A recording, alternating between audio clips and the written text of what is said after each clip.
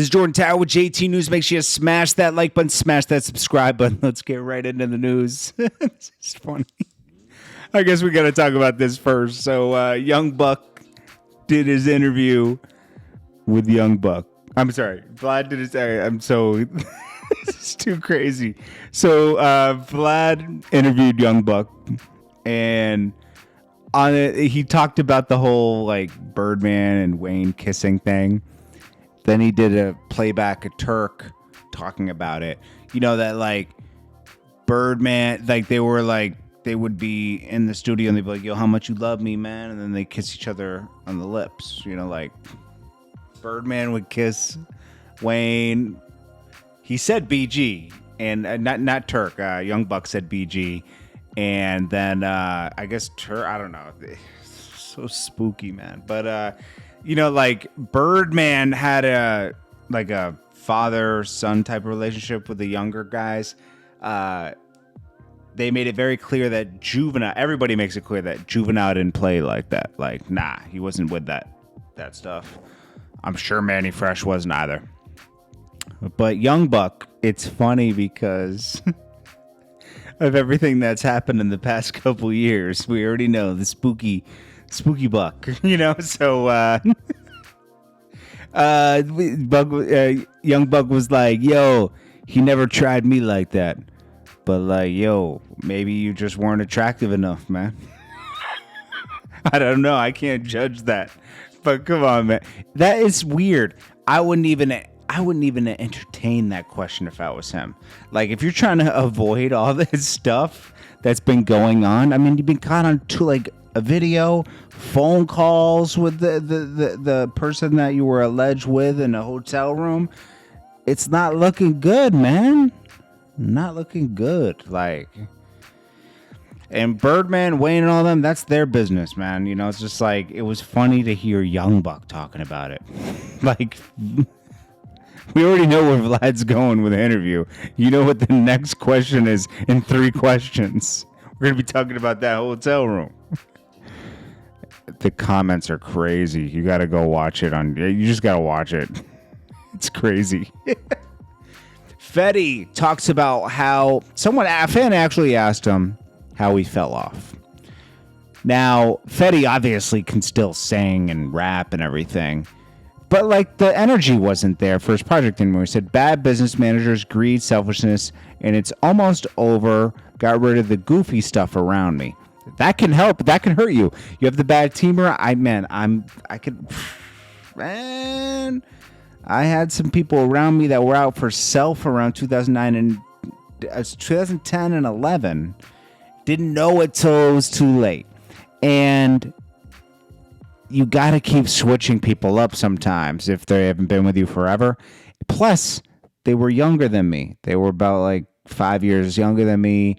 Still hadn't, like, they were getting a taste of being around stuff. And sometimes that goes to people's heads. We're cool now, but there was definitely a period where we were not cool because they messed everything up. I worked so hard to get to a certain level, and then they started doing things selfishly for themselves. And I was like, whoa. It's always about the brand. This is what brings in the money.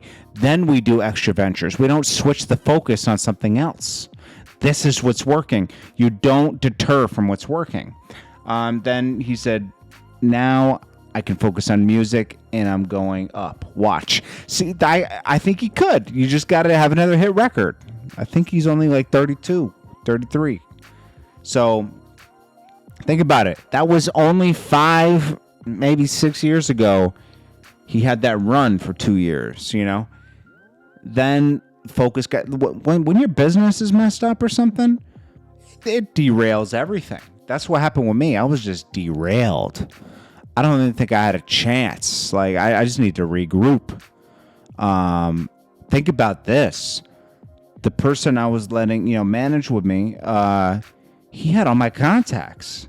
I had all the contacts on this one phone, and I gave it to him.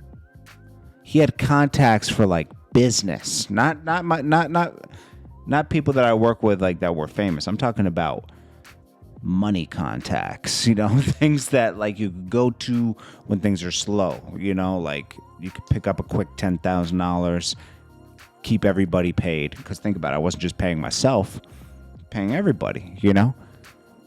Things didn't work out so well for him in the business. He actually ended up going to work for somebody else, one of his brothers. But it's crazy. I mean, we're cool now. We're cool now. I can forgive.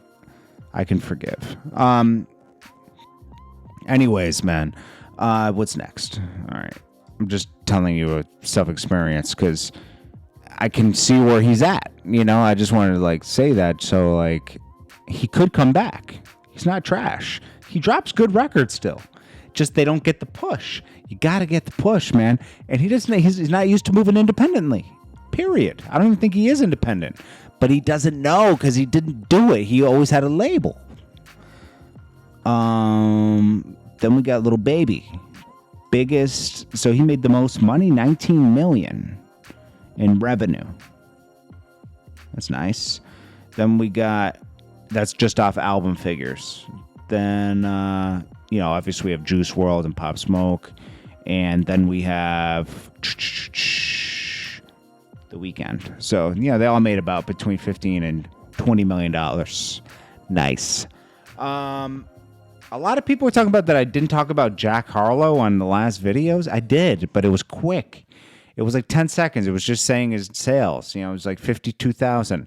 And what I was saying was he had the song What's Poppin'. I thought he was in. It did so many streams, and they count that usually for your first release, that I was like, oh, okay, this is weird. He probably should have done like 80. I was thinking 80 to 100 for Jack Harlow. He has a really great album. I like the album. It's a little... Okay, so I'm not... Listen. I like Jack Harlow's album a lot, okay?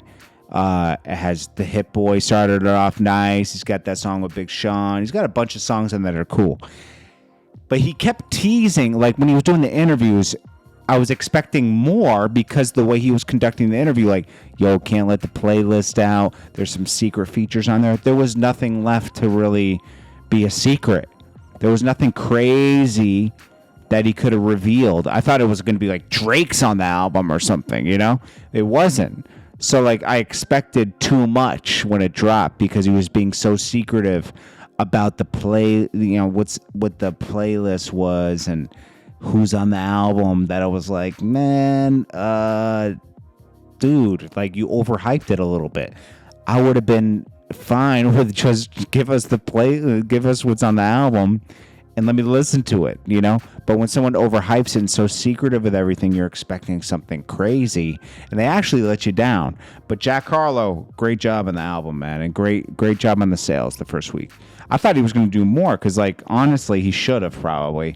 I don't know why he didn't do more. Maybe he wasn't enough play. I don't know what happened, but solid album for 2020. Solid. This is Jordan Tower with JT News. Smash that like button, and I'll check you guys on the next one.